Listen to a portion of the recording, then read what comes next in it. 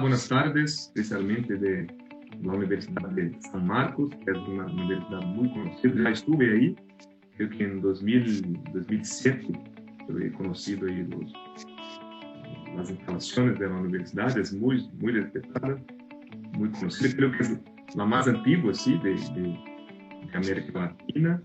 Entonces es un honor, un placer estar aquí con vosotros para hablar un poco sobre el tema de la argumentación constitucional, que es el tema de mi libro, que está en portugués, que es mayor, ¿sí? Argumentación constitucional, que es mi tesis doctoral en Alicante, cuyo director fue el amigo Manolo Atienza, y este también, que está publicado por el Centro de Estudios Políticos y Constitucionales sobre la deliberación en los tribunales constitucionales. Este sí que está en castellano y puede ser consultado ahí por los amigos de Perú. Bueno, soy profesor de Derecho Constitucional y Teoría del Derecho del Instituto Brasiliense de Derecho Público, que está aquí en la capital, Brasilia, de Brasil, y en este momento coordino el grupo de investigación del Observatorio Constitucional, que es un grupo, hacemos eventos sobre derecho constitucional y temas importantes. Por lo tanto, es un gran honor estar aquí con vosotros ahí de Perú para hacer este intercambio académico de buenas ideas, que obviamente tiene el objetivo mayor de desarrollar nuestras democracias, ¿no? El proceso de consolidación de nuestras democracias, que claro, están en un momento un poco difícil. Entonces, creo que este intercambio académico entre los países de América Latina, que tiene prácticamente problemas muy semejantes, puede ser muy fructífero, muy provechoso.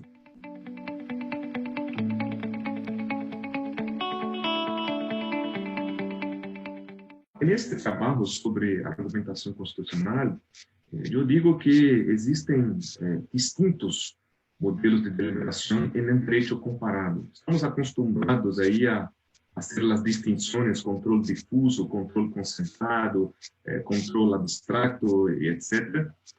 Pero hacía falta una construcción basada en las prácticas argumentativas, la deliberación, cómo se desarrolla en la práctica de los tribunales. Entonces, hay distinciones importantes, unas con base en los ambientes institucionales, y ahí se puede distinguir dos modelos básicos. Uno es el modelo de deliberación secreta o cerrada, en que la deliberación se hace a puertas cerradas, que es el modelo de prácticamente todos los tribunales europeos. Los tribunales constitucionales deliberan a puertas cerradas, como es común. Creo que en Perú es así también, en Colombia, y la gran mayoría de los tribunales hacen sus deliberaciones cerradas.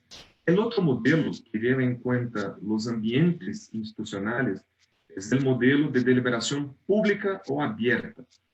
Y creo que básicamente es el modelo del Tribunal Mexicano, la conocida Suprema Corte de Justicia de la Nación de México, que tiene su canal de justicia, que las transmisiones por la televisión de las deliberaciones, y en Brasil también, que es ampliamente abierta, pública, también con una TV Justicia para presentar al público ahí en vivo todas los juzgamientos, las deliberaciones y todo lo que se hace ahí en el tribunal. Bueno, hay también aspectos institucionales relacionados a las formas de las decisiones, al modelo de presentación de la decisión del resultado de la deliberación al público en general. Y ahí tenemos también dos modelos muy distintos. Uno es el modelo de deliberación o de decisión per curiam, en que se presenta el resultado de la deliberación en un único texto. Es un texto con consistencia, muchas veces es firmado por todos los magistrados, y es el modelo básico de los tribunales europeos. Tiene ahí su historia, por ejemplo, en el tribunal francés, en los tribunales franceses, las cortes, y hoy prácticamente se desarrolla en España, en Italia. Claro que los modelos per curiam admiten a algunos los votos particulares, que pueden ser disidentes o concurrentes. En Italia este es un debate muy grande, si se admiten o no las llamadas en italiano opiniones dissentientes. Bueno, y por otro lado, hay los modelos llamados seriatim. ¿Qué es el modelo seriatim de decisión? Es un modelo en que se publican todos los votos en un texto que es como un agregado de votos. Esto se publica todo. En Brasil, por ejemplo, nosotros tenemos nuestro llamado acórdão. Es como una conjunción, un agregado de todas las posiciones, todas las tesis de los magistrados. Entonces, hay diferencias muy típicas, una discusión muy fuerte entre lo que son los modelos per curiam de decisión y lo que son los modelos seriatim de decisión. Y los modelos seriatim tienen una historia muy interesante que empieza en la House of Lords de Inglaterra, que era un modelo prácticamente parlamentario de decisión, en que cada magistrado hacía su voto con un discurso político y al final se publicaba todo. Entonces tiene su historia este modelo seriatim. El modelo seriatim hoy es el modelo brasileño, básicamente. Hay uno u otro caso en Estados Unidos, pero son pocos. En la reciente Corte Suprema del Reino Unido, de Inglaterra, también hace por su tradición también del modelo seriatim, hace también algunas veces, pero el modelo per curiam es dominante. Prácticamente todos los tribunales europeos y muchas veces los de América Latina también tienen este modelo per curiam. Bueno, la importancia de la deliberación es que yo creo que la deliberación, los discursos, la argumentación de un tribunal tienen que ver, es un aspecto fundamental de su legitimidad. La legitimidad, la autoridad, la respetabilidad de un tribunal tiene mucho que ver con sus prácticas argumentativas. Cómo un tribunal argumenta, cómo publica sus decisiones, cómo es la relación entre los magistrados, la relación dialéctica, cómo el tribunal dialoga con sus auditorios, el aspecto retórico de su argumentación hacia sus distintos auditorios. Todo esto repercute en su autoridad. Por eso los europeos siempre tuvieron una preocupación muy grande con estos distintos aspectos. Se publica o no los votos disidentes, si la deliberación es secreta y cuán secreta tiene que ser, lo que se puede publicar, lo que se puede intercambiar con la prensa, con la opinión pública, y la propia postura de los magistrados. Todo eso tiene que ver con la autoridad, la respetabilidad, que es muy importante hoy en día. Entonces, nuestras democracias, que están, muchas de ellas, todavía en proceso de consolidación de sus instituciones, depende mucho de tribunales que sepan bien argumentar, publicar sus decisiones la forma de las deliberaciones, todo esto tiene que hacer con mucho cuidado. Creo que es casi como un consejo para los tribunales de América Latina. Hay una historia muy conocida del juez, el famoso juez John Marshall, del famoso caso Marbury versus Madison. Uno de los principales hechos de Marshall no fue exactamente la decisión del fallo Marbury versus Madison, pero fue la modificación que hizo de un modelo seriatim para un modelo per curiam, lo que los norteamericanos dicen que es la opinion of the court. Y la tradición que ahí se formó, que Marshall construyó, el presidente del tribunal redactar un texto único que representaría la voz del tribunal, la voz inequívoca del tribunal, la opinion of the court.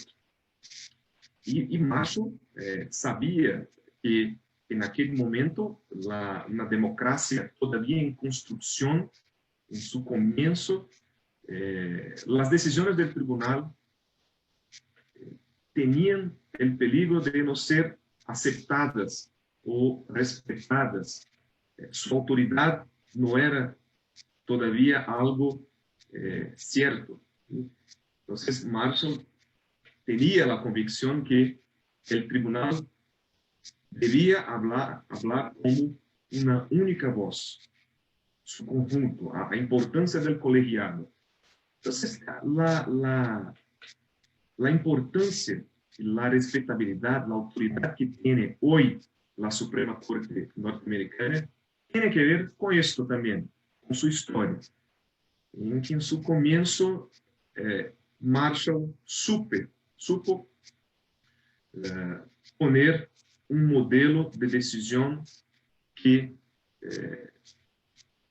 colocaría un poco más de autoridad al tribunal. Entonces, creo que esto es la importancia ahí que tiene hoy los modelos de deliberación, las formas de deliberación, especialmente en los tribunales latinoamericanos. Y creo que eso, en resumen, es esto.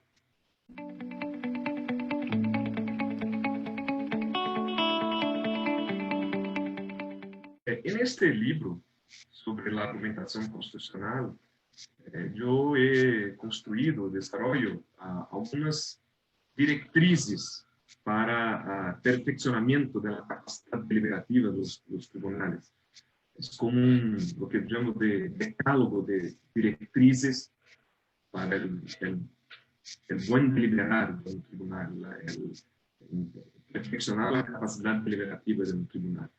Son básicamente estas 10. ¿Sí? La primera, la cuestión de la publicidad o del secreto de la deliberación. ¿Qué esto significa? Bueno, los que tienen modelos secretos de deliberación secreta tienen que articular, tienen que implementar formas, procedimientos, prácticas de mayor transparencia. Algunos tribunales son muy cerrados. Y por otro lado, los que tienen prácticas de deliberación abierta o pública también tienen que adoptar algunas formas, algunas prácticas, procedimientos de diálogos y argumentación un poco más restricta, un poco más internas. ¿Sí? En resumen, no hay modelos perfectos. El secreto o la publicidad no son como índices de capacidad deliberativa, pero son características, muchas veces históricas, de cada modelo, y cada sistema hay que aprovechar las ventajas y las desventajas de los modelos públicos y de los modelos cerrados. Ambos tienen sus ventajas y desventajas, entonces hay que hacer ahí un análisis de cuáles son las ventajas que se pueden aprovechar en cada modelo. Y eso es muy peculiar de cada sistema. Lo que se hace en Perú no quiere decir que sea bueno para Brasil o para España. Hay que hacer un análisis empírico. Lo que puede ser bueno para cada sistema en términos de publicidad o de segredo de las deliberaciones. Bueno, hay otras directrices muy importantes. Por ejemplo, la autonomía de las deliberaciones, del proceso deliberativo. El tribunal, su colegiado, tiene que ser autónomo en el sentido de que no puede sufrir ninguna presión externa, especialmente de los demás poderes, poder ejecutivo, poder legislativo. Entonces, su deliberación tiene que ser autónoma en el sentido de no sufrir coerciones externas. La independencia de los deliberadores, la independencia de los magistrados es importante, no solamente en el aspecto externo hacia los demás poderes, pero también internamente, de uno hacia otro. La independencia dentro del colegiado también es importante porque eso es un requisito de la libertad de expresión en el interior del colegiado. Bueno, otras directrices, la unidad institucional, perfeccionamiento de la capacidad deliberativa, la independencia de los magistrados, la independencia de los deliberadores, no solamente hacia los demás poderes, el poder ejecutivo, el poder legislativo, pero también entre ellos, porque esto es un requisito de la libertad de expresión del magistrado dentro del colegiado. Entonces, la autonomía del cuerpo del colegiado hacia los demás poderes y también la independencia de los deliberadores. Estos son directrices de la buena deliberación en el tribunal. Bueno, la colegialidad creo que es el principio clave de la deliberación en una corte constitucional. Y esto también tiene que ver con la cooperación entre los magistrados. La deliberación no puede ser una disputa, es una argumentación cooperativa. Entonces, es importante también. La integridad de las decisiones. Los argumentos tienen que ser consistentes y coherentes, porque esto lo que permite que la sociedad vea las decisiones como decisiones bien fundamentadas, bien argumentadas. Y claro, esto tiene que ver también con la respetabilidad, la legitimidad de las decisiones. La representatividad discursiva también. El tribunal tiene que ser de alguna manera abierto a las razones que están en el debate público.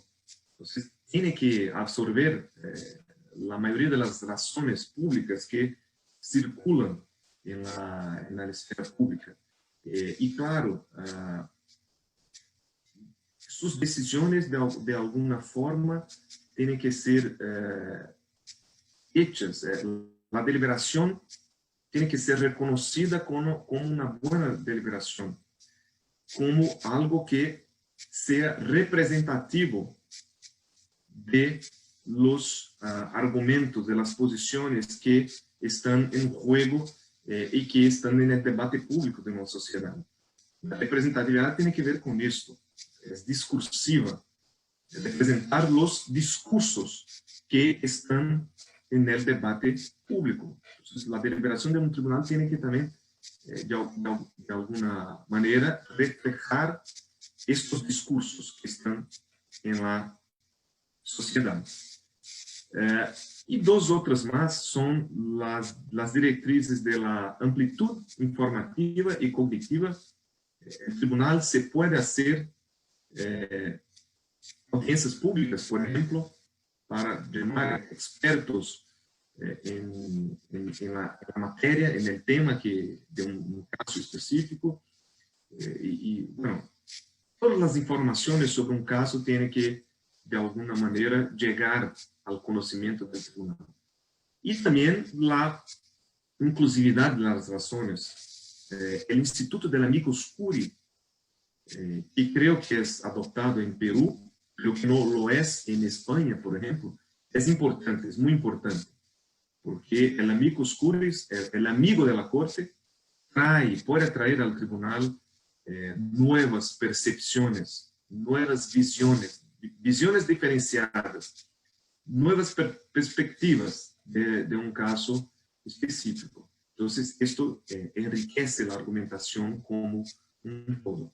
Entonces, creo que estos son los principales factores de la capacidad deliberativa de un tribunal constitucional.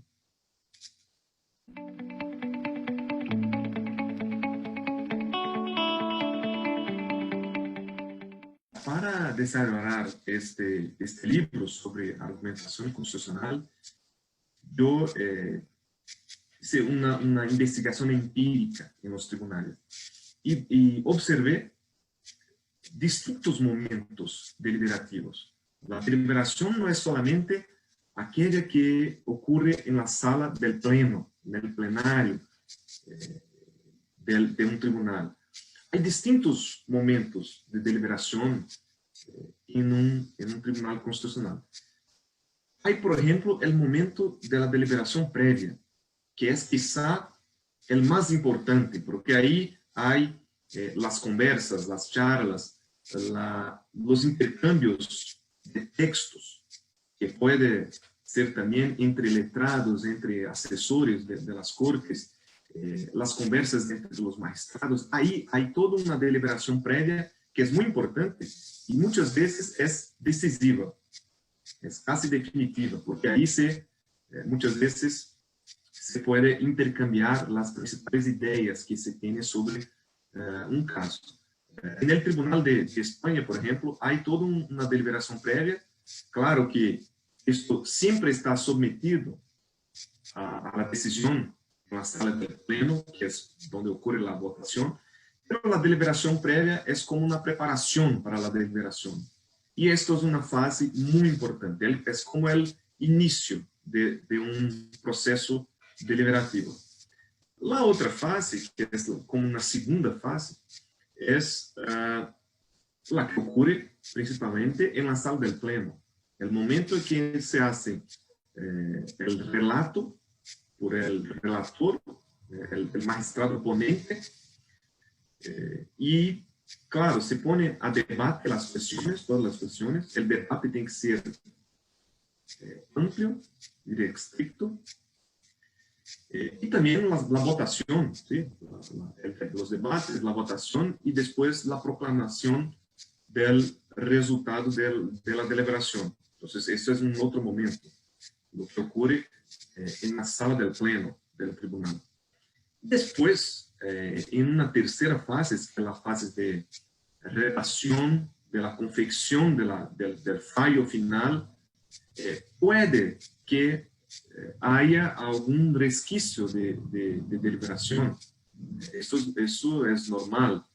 Algún intercambio de textos y posiciones. Claro que esto no significa modificar el fallo, no tiene que ver con esto, pero son resquicios de intercambios deliberativos que pueden, de alguna manera, afectar el texto y que después va a ser publicado. Entonces, son distintos momentos de deliberación en que cada modelo, cada país, cada tribunal tiene sus propias características. Estas tres fases se desarrollan en cada tribunal de distintas formas.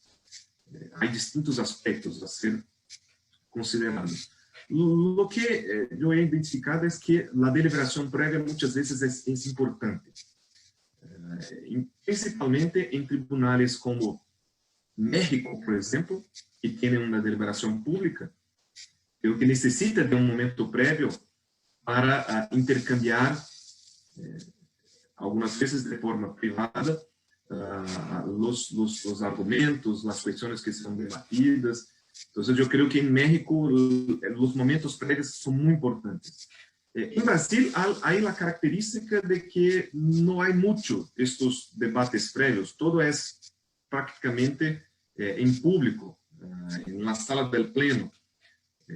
Hace algunos años, algunos magistrados empezaron a desarrollar prácticas de deliberación previa, pero eso no es todavía una práctica del colegiado, como no es algo con una práctica consolidada. Son experiencias individuales.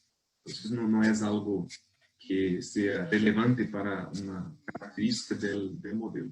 Entonces, son essas distintas fases. Eso es algo que precisa ser estudiado en cada sistema.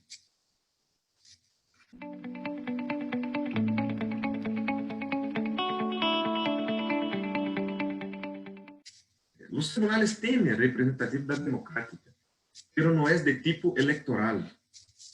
Por ejemplo, cuando la conocida profesora de teoría política, Hannah Pitkin, desarrolló su concepto de representatividad, bueno, la parte de la accountability, por ejemplo, los tribunales no tienen que tener una accountability de tipo vertical, la rendición de cuentas, por ejemplo. La accountability de un tribunal es de tipo horizontal, la que hace muchos años el conocido cientista político argentino Guillermo O'Donnell desarrolló como una accountability de tipo horizontal, que tiene que ver con el control entre los poderes, los checks and balances entre los poderes. Entonces, la accountability del tribunal es de tipo horizontal y su representatividad es de tipo argumentativo. Yo creo que la tesis de Alexi de la representatividad argumentativa, al menos como un modelo regulativo, un modelo normativo, es adecuado. Claro que hay una serie de perspectivas y de problemas que hay que arreglar, pero en su esencia es una tesis muy correcta. La representatividad son de los discursos.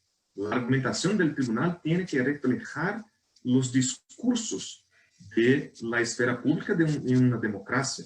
Entonces, la representatividad tiene que ver con esto. Y no es nunca de tipo electoral. La representatividad democrática no es de un tribunal, no es nunca electoral. Sus miembros son nombrados de acuerdo con el procedimiento establecido en la Constitución.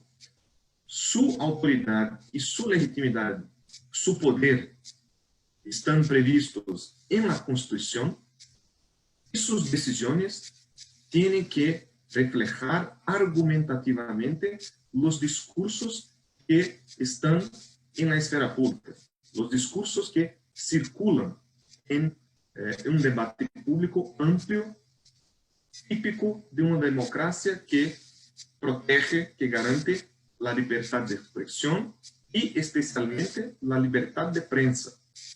Entonces, de alguna forma, los fallos tienen que, sus argumentos no tienen que seguir la opinión pública. No estoy hablando de eso, pero que tienen que reflejar de alguna, tiene que ser, bueno, una argumentación de una decisión tiene que ser aceptada como una buena argumentación, consistente, coherente, y los ciudadanos, aunque discorden de la decisión, tienen que reconocerla como una decisión bien argumentada. Buenos argumentos tienen que estar ahí. Entonces, es una cuestión muy de argumentación. Argumentativamente, un fallo tiene que ser representativo en estos términos, con ser reconocido como una buena argumentación de calidad.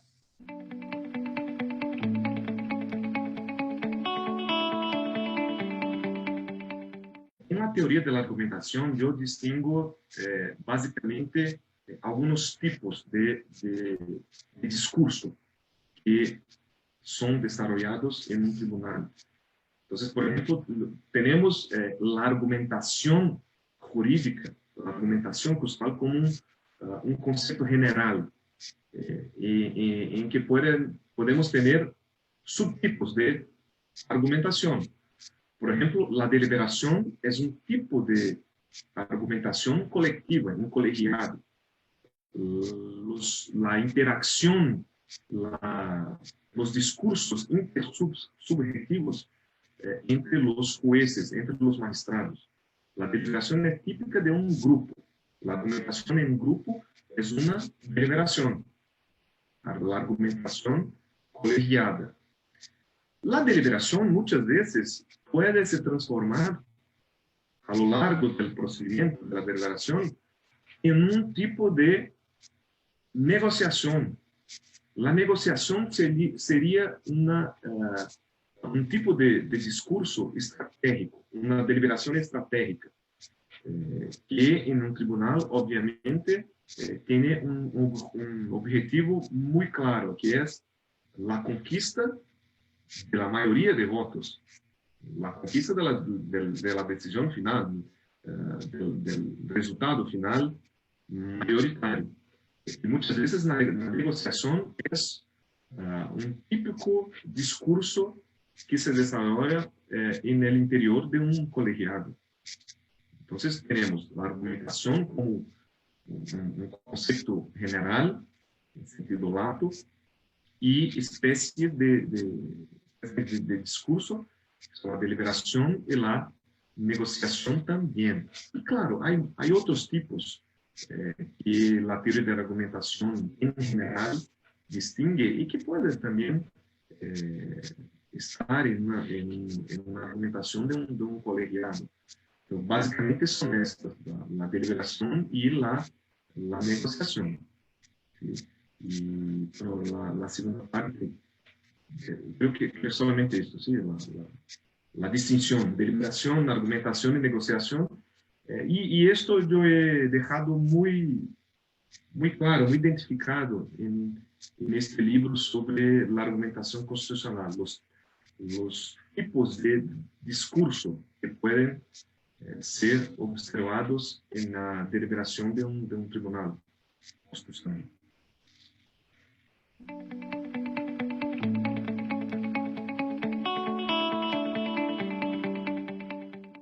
Yo identifico algunos problemas que pueden aparecer en una deliberación de un tribunal. Y este es un tema que necesita más investigación, incluso en la perspectiva de la psicología forense, la psicología jurídica.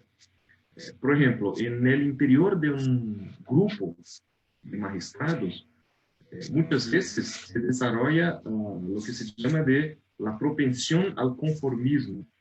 Bueno, la formación de grupos sólidos de mayoría o de minoría, y que muchas veces hay el incentivo es muy bajo al voto disidente, al trabajo para buscar nuevas perspectivas sobre el caso, buscar más información. Entonces, muchas veces el voto con la mayoría o voto con mi grupo, muchas veces es un problema, porque es un problema que afecta la calidad de la deliberación. Una buena deliberación tiene siempre que buscar las informaciones, la directriz que llama de la amplitud cognitiva y informativa.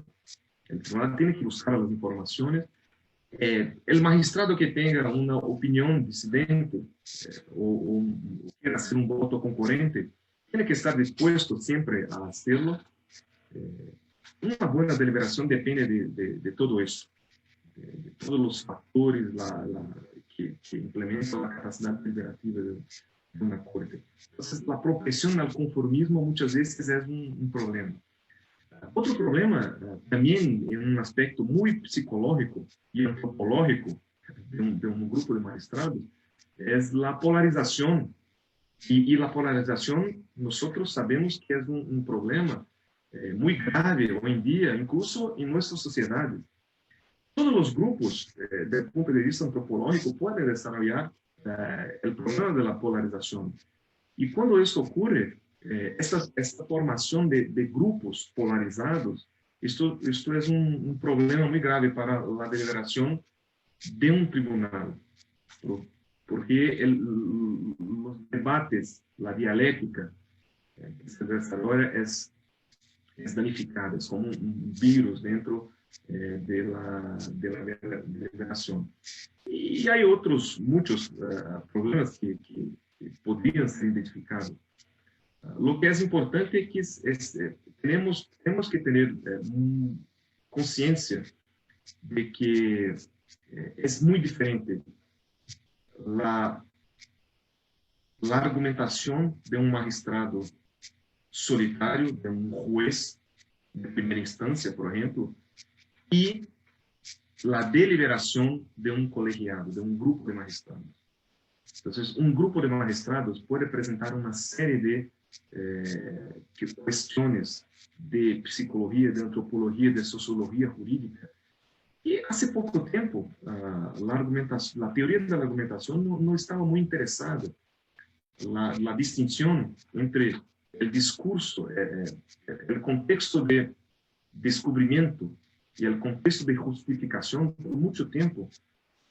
Y claro, el profesor Atienza todavía sigue con algunas relativizaciones, sigue esta línea de distinción, pero en una corte constitucional, algunas veces la teoría tiene que entrar un poco también en el contexto de descubrimiento, para ver, identificar empíricamente lo que ocurre ahí.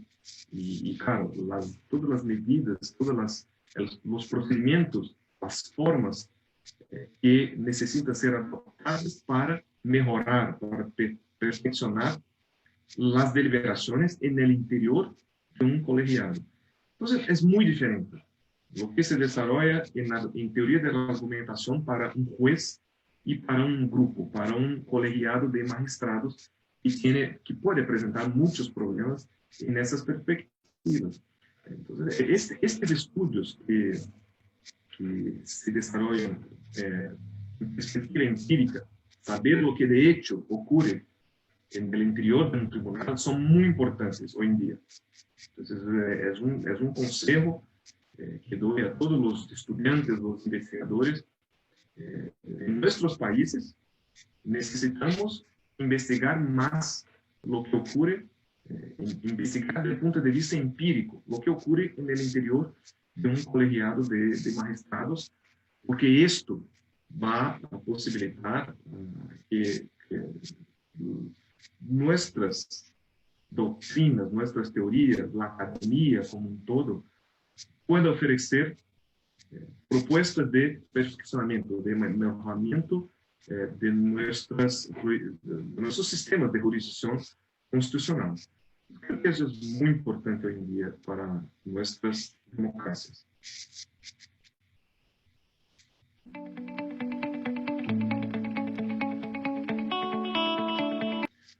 Bueno, fue un gusto estar aquí con vosotros de Perú. Siempre es una satisfacción, un gran honor. Agradezco, soy muy grato a los miembros del taller de Derecho Constitucional, del IUS 360 y también del Politei, que organizan ese evento muy, muy importante. Y estas entrevistas con preguntas muy calificadas y muy pertinentes. Y para mí es un honor estar aquí y hablar de mis estudios sobre la argumentación constitucional, las tesis que yo he construido y vengo desarrollando sobre este tema.